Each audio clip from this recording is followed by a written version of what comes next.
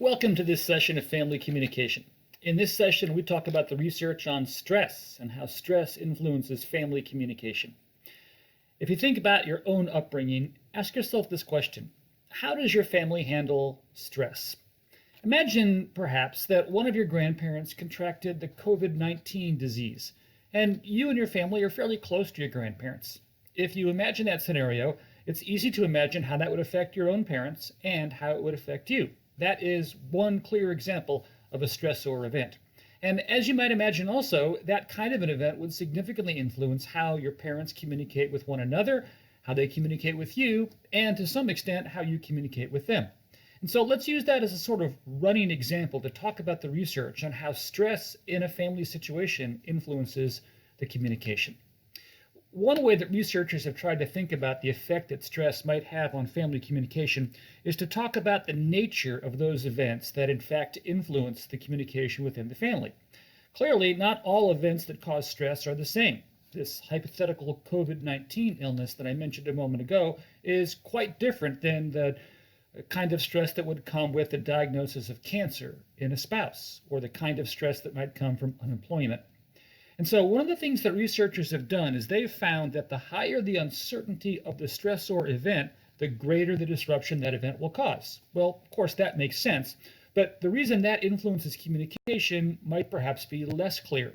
So one thing research has found is that when two people are on different timetables for processing that event, there's more likely to be negative communication. So it might be, for example, that if your grandparent contracts the COVID disease, let's say that grandparent is the father of your mother. Your mother might process that event differently than your father would, because it's not your father's biological parent. And so because of that, your father might be on a different timetable for processing that. He might come to terms with it more quickly, or he might not see the risk as the same way that your mother would see that risk. And so because of the uncertainty of that stressor event, a COVID-19 diagnosis, and the different timetables that your parents are on, they may communicate differently in response to that. Regardless, there's more likely to be negative communication associated with the event because they're on a different timetable for processing that event. We also know from research that negative communication is also more likely to occur when others don't understand your reaction to that stressor event. They might try and minimize it. So in this COVID example, your father might be optimistic. He might be minimizing the severity of the diagnosis that his father-in-law has been diagnosed with COVID. Your mom, on the other hand, might not minimize it at all. In fact, her viewpoint might be that it's the most serious thing that possibly could happen. And so the way that she sees that particular event is going to lead to likely negative communication. We also know that one of the main reasons for this psychologically is because when any stressor event occurs, we feel a sense of a loss of control. So I used to work at a university in Portland, Oregon that closed its doors in 2009. I had taught at the university for 15 years and was fully expecting to end my teaching career there with that university. Now, as you might imagine, the closure of that university was a stressor event for me and for my family. The unemployment that I faced at the close of that school year was very real. And I distinctly remember the loss of control that I felt. The decision to close the university was one that I had no part in making. In a sense, the rug was pulled out from under me. And that loss of control contributed to some challenging communicative times for me and my wife, and me and my kids. And so you can easily see how the loss of control that comes with the death of a child, the loss of a job, the diagnosis of cancer, and many other kinds of stressor events are the kinds of things that clearly would cause negative communication, or at least would stress the communication in any kind of a family situation. We also know that a family's ability to cope with a stressor event is also significantly influencing the communication that occurs in a family setting. As you might imagine, each person handles stress and stressor events differently. Because of those idiosyncrasies, it's challenging to make any kind of overarching comments about what to expect. And yet, still, research has identified certain ways that people do go about processing and handling stressor events. So, for example, if a family has faced a number of stressor events, one after the other, then the likelihood of there being a significant communicative impact is much higher. Also, we know, for example, that if there's a lot of role change that comes with the stress or event, then that also tends to make it difficult for people to handle that event, and so therefore the communication is likely to be influenced. So for example, if you have a two-parent family and one of the parents has to decide to stay home from work to raise the newborn child, or at least to provide care for that child, let's say that the father decides he's going to stay home. That tends to cut against the norm in America, even in the 21st century. And so this father has to adjust to the new role as the primary stay-at-home caregiver. Well, that stress or event is likely to be more significant in terms of how it influences communication than other kinds of stress or events where there's not a role change. We also know from research that the social support that's available to people has a significant influence on whether communication is going to be effective. Generally speaking, the more support people feel, the more that they're able to talk to people, the more they're able to get encouragement, the more a community rallies around them, the more likely they are to handle that stress or event, and the less likely it is that that event's going to negatively influence the communication. It's one reason why research finds that people that are significantly connected to churches tend to handle all of life's stress or events better than those that are not significantly connected to churches. And finally, there's also this idea of institutional support and how its availability also can help individuals. So institutional support might include things like a support group for parents who have lost a child, or it might include some kind of a weekly meeting with a counselor to help you work through a divorce. Institutional support differs from social support because institutional support typically refers to a structure that's in place that has some sense of formal organization to it, whereas social support oftentimes are individual friendships or individual connections people have with a particular person. Regardless, the upshot of all this is that how you handle the event, along with the nature of the event, has a significant influence on whether the communication will be affected or not. Well, if that stress or event occurs in your life, if your grandparents, one of them, is diagnosed with COVID, how do you cope with that? Research has identified a taxonomy, a list of sorts of different ways that people might cope with stress or events. And depending upon how you naturally cope with the stress or event, then the communication in the family will concomitantly be affected. Or to put it differently, if you cope with stress one way and your spouse copes with stress a different way, then you might expect a different kind of communication, a more challenging kind of communication than if you both tended to cope with things the same way. So for example, in creating this taxonomy of how to cope with stress, we found that many people cope with the stress or event by doing what's called mapping. Mapping is when you try and gain as much information as possible about it. So in this instance, you read up on COVID-19, on the long-term effects, or what we know about that disease, or the survivability rates of the disease, or treatment options. Other individuals, on the other hand, have avoidance as a strategy. They deny the severity of the problem, or they even deny the existence of the problem, or they downplay the changes that might have to occur because of the problem. Other people have what's known as a blame coping response, which is where they're more intent on blaming someone or the system or something that was done or not done for the situation in which they find themselves. In the research, we find that individuals that have a blaming method of coping with stress or events tend to have the hardest time communicatively, in part because they tend to lash out and they tend to take out on family members their frustrations and their angers with the stress or event as it came in to their family. Other people still adopt what's called a substitution approach to coping with stress or events. Substitution approaches are when you essentially try and distract yourself to hide from the stress or event. All too often that includes the consumption of alcohol or the use of drugs. It can also mean a simple withdrawal and watching television or doing whatever you can to avoid the stress or event. I know of a family who had a parent that was in an Alzheimer's care unit, and the family committed to visiting this particular person each day of the week, and they traded off. The husband would go one day, the wife would go the next. Well, the husband's way of dealing with that stress or event was to substitute something else for it. And so his means of substitution essentially was withdrawal. And so he would drive to the parking lot of that care facility, but he would never go in. Instead, he would sit in his car and wait about an hour and come back home to his wife and say that he had visited that family member in the care facility, when in reality he hadn't. He was withdrawing and using that as a substitution for coping with the stress. Well, the ones that I've shared clearly have communicative implications, and that's really the point of this line of research. How you cope with the stress or event does influence the kind of communication that occurs. And so it behooves spouses to ask themselves, how do you, as a person, as a unique individual with your own personality, cope with stress or events? And as I said earlier, if the spouses have the same way of coping, then the communication tends to be smoother, even in situations when they're both blaming. The communicative challenge comes when they cope very differently. Because you can imagine if one individual is using a mapping approach and the other is using a substitution approach or an avoidance approach, it's clear that the communication is likely to be significantly challenged. Well, having said that, let's look at some further research that wants to look at this idea of how it is there are certain factors that are already within the family's communicative dynamics that speak into how a family communicates in the midst of stress or events. So, for example, some research finds that the rules that a family has regarding the communication about distasteful matters will significantly influence the communication. Some families are very open and can talk about just about anything. And so to talk about death, or to talk about mental illness, or to talk about long-term disability, that doesn't scare them. Those kinds of distasteful, hard to talk about topics are already a part of a family's communicative dynamic.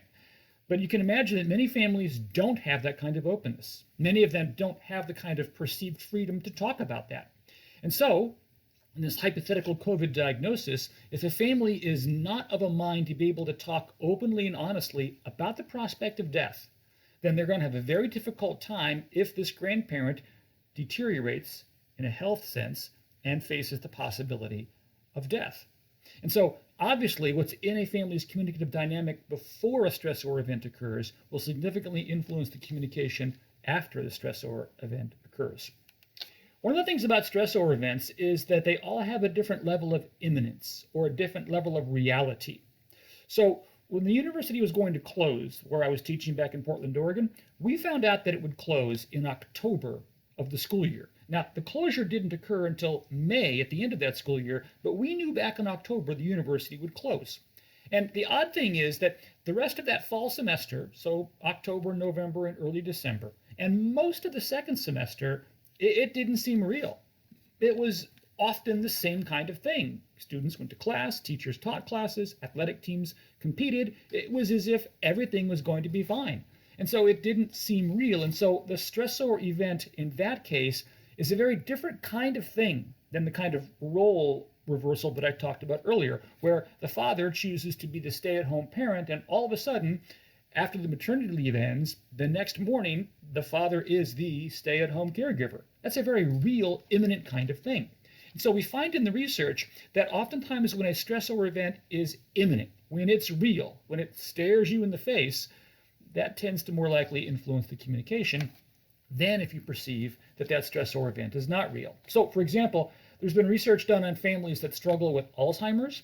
And Alzheimer's is often the kind of thing where people slide into it rather slowly. And so for that reason, many people deny it, or they downplay it, or they don't see it as an imminent kind of a thing. And so therefore, it tends not to affect the communication in the same kind of way as it does when the Alzheimer's occurs rather quickly, or once that slowly deteriorating Alzheimer's individual passes a threshold and it becomes clear to everyone that Alzheimer's is going to be a challenge. One other thing that often is a part of family dynamics that affects the way people respond to stress or events is this idea of alignment and how it is individuals within a family tend to see the stress or event through the same kinds of eyes. So, for example, in the hypothetical illustration I gave of the grandparent that has contracted COVID, it might be that mom and her daughter both very clearly see the gravity of the situation. And so the two of them want to treat this diagnosis with great severity. And they want to do everything they can to map out and to take seriously this response. But the husband, on the other hand, might be adopting more of a avoidance kind of a response. Since that's his coping response, he's not going to be aligned with his wife and his daughter. And so alignment oftentimes influences the kind of communication that occurs in response to a stress or event.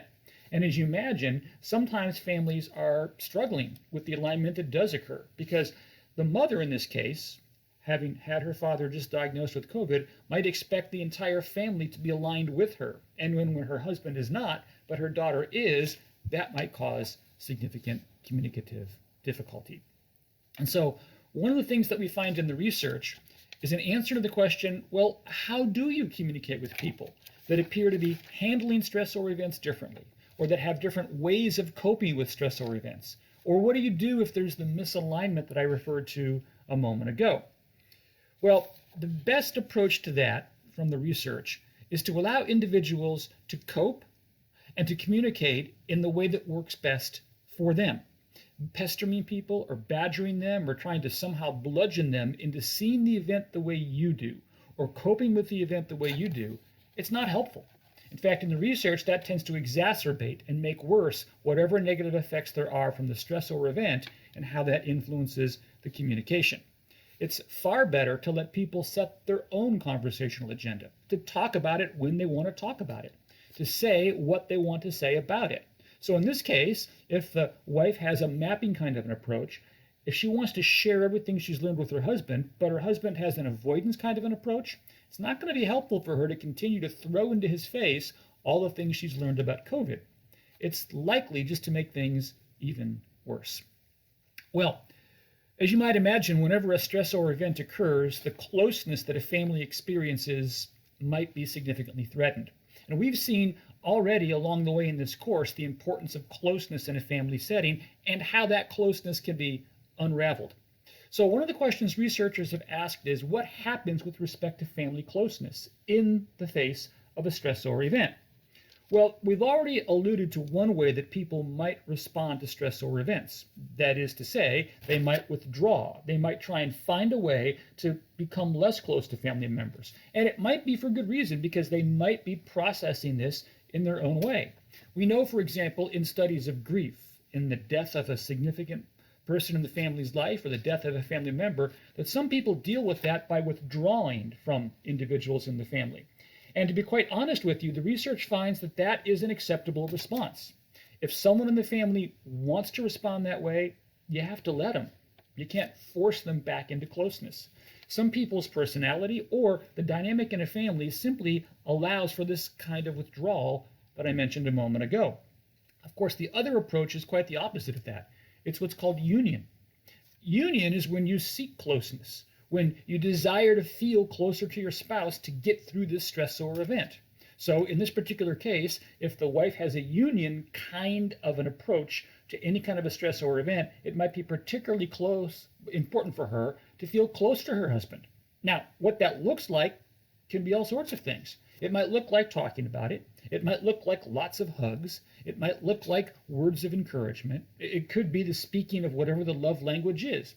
But the point is, some people will tilt toward union, some people will tilt toward withdrawal, or land somewhere in the middle. The key is to honor both. That is to say, to remember that both of these are normal responses to stressor events, and you have to allow for the differences that might occur within a family kind of setting. Now, to be fair, in the research, the most positive outcomes occur when both husband and wife are on the union side, or when both husband and wife are on the withdrawal side. But generally speaking, even if you are, in a sense, in different places, that can be okay, so long as you have what's called a balanced latitude approach. Now, a balanced latitude approach simply means that you allow someone whose way of dealing with stressors is different than you to do so. You balance the way you do it with the way your spouse, for example, handles a stressor event, and you find a way to make things work for both of you. That's balanced latitude, with the word latitude meaning a range. It recognizes there's a range with respect to how individuals might deal with stressor events.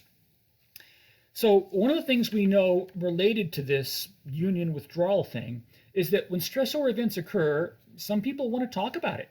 They want to talk a lot about it. Many of these individuals are what are called bilateral processors, which is to say they make sense of things by talking things out. Other individuals are quite the opposite. They don't want to talk about it. It's not so much that they are withdrawing. Remember, union and withdrawal refer to the perceived closeness of individuals. What we're talking about now is the conversation, the talk that might occur about that stressor event. Well, research has identified, again, two basic motifs that people tend to fall into with respect to talking about stressor events. Some individuals fall into the steady stream category. They want to talk about it. There's a steady stream of conversation. The topic of the grandparent's diagnosis with COVID comes up regularly at the dinner table, or when the husband and wife are out for a walk, or the wife texts the husband during the day to kind of talk about that event. The steady stream basically means people want to talk about it with great frequency. On the other hand, over here are individuals who adopt what's called a held and released motif.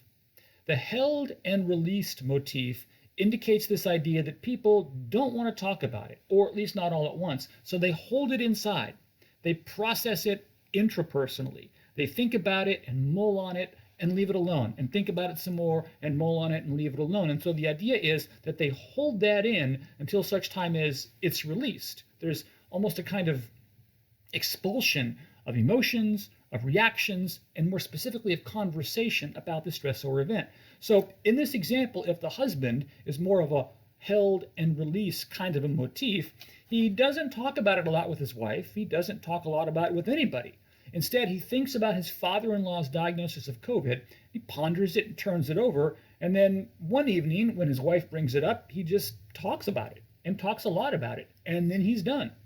And so for the next several days, maybe the next several weeks, he doesn't want to talk about it again.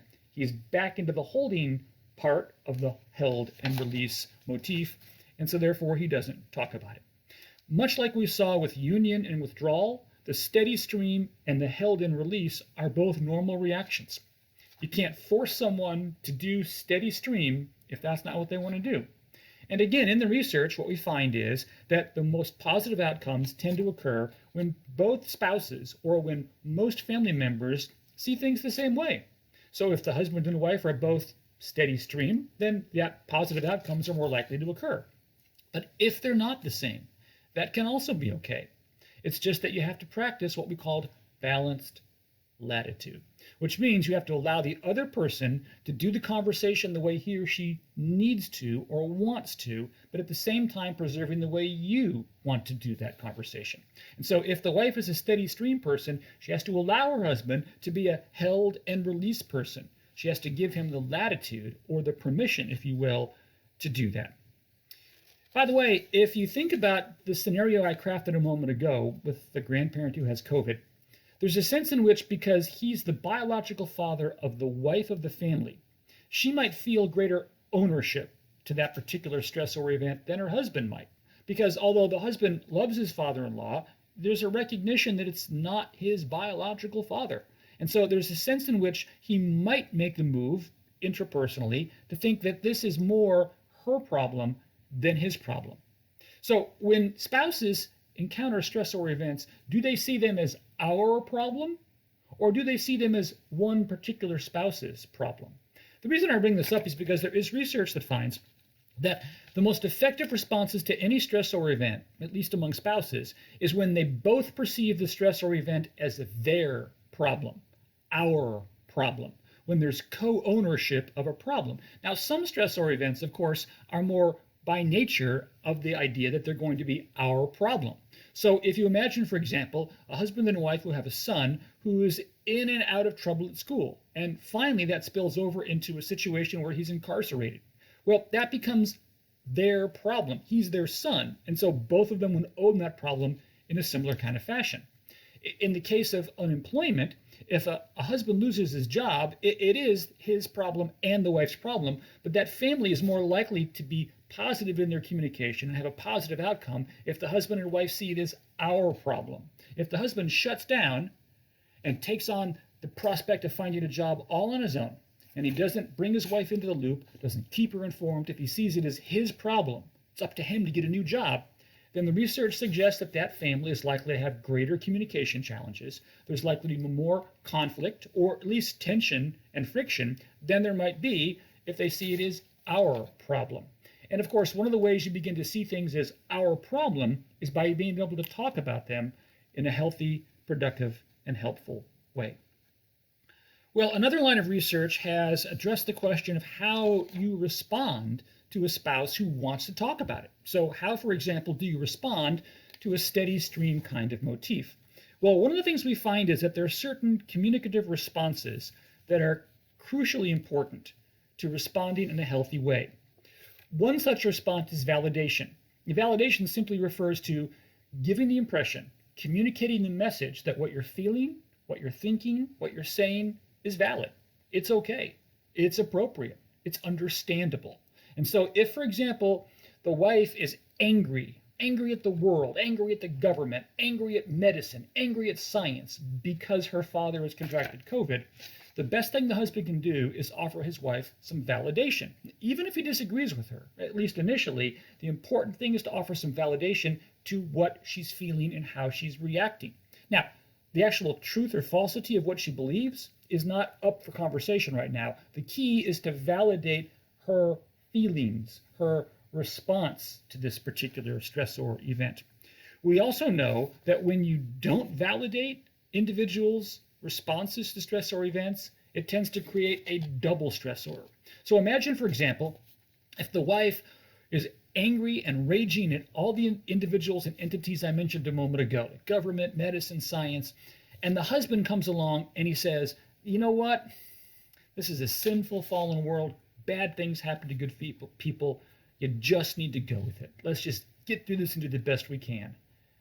Well, if that happens, he's not validated his wife's feelings. And so now the wife not only has the frustrations and the reaction to COVID and the threat to her father's health, she also has to deal with the increased stress of her husband not understanding her, of him essentially minimizing or dismissing her reactions. And so validation becomes the single most important thing people can do to respond in a helpful manner to whatever stressor events people are feeling.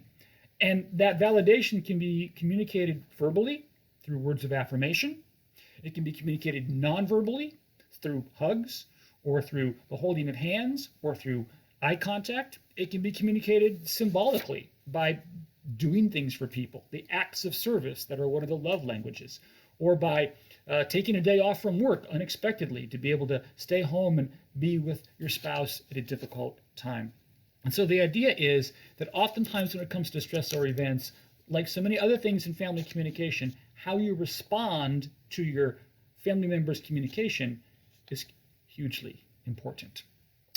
Well, the last area of research we'll talk about in this session addresses the question of how do you talk to kids about stressor events? How do mom and dad talk to their kids about the diagnosis of COVID that they have just received for the grandparent? Well, families tend to adopt different approaches to talking about stressor events with their kids. Some families fall into the first category, which is what's known as a shielding family. A shielding family tries to shield or protect their kids, and so they don't tell their kids about events that could potentially be stressors. So they might not share a whole lot of information about the grandparent being not diagnosed with COVID. They might not even tell the kids the grandparent has been diagnosed. Shielding families have the right intentions. They're trying to adopt that care and concern dialectic, and they're trying to protect their kids. So their intentions are pure. Shielding families, of course, oftentimes find themselves in awkward situations when a child will hear something from someone outside the family, or they'll overhear something a family member says, and then when they discover that they've been shielded, oftentimes there's a negative reaction because they feel like they ought to have been told, or they feel like the parents were not treating them as adults by not sharing things with them. At the other end of the spectrum are families that are full sharing families. Full sharing families are those families that, as the title implies, share everything with their kids. They sit down and explain as much as they can. It's an open, free flow of information. And it might surprise you to find that in the research, neither the shielding nor the full sharing family has an advantage over the other. In the research, both can be effective ways for families to deal with stressor events. But though that's true, perhaps the most effective way of dealing with stressor events with respect to talking to kids is that middle ground. You see, the middle ground category between shielding and full sharing is what's known as age-appropriate sharing. Age-appropriate sharing uses common sense and says, at what age are my kids and how are they able, given their maturity level, to take the information of the stressor event?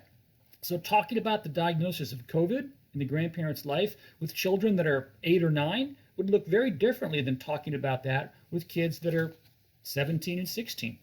And so the age-appropriate families want to be sharing families. They just might not be able to be full sharing families because of the age or the maturity level of the kids that are involved. And so, as you might imagine, many families believe they are age-appropriate families, but many of them that think that really are shielding families. They just like to think that they're not shielding, that instead they are age-appropriate families. One thing that does come clear in the research about communicating with kids regarding stressor events is that parents often don't let kids talk about the stressor event to the extent that they would like to. Too often, kids are not given the opportunity to express their feelings. They're not given an opportunity to give full vent to how they see the stressor event or the people that are involved in them.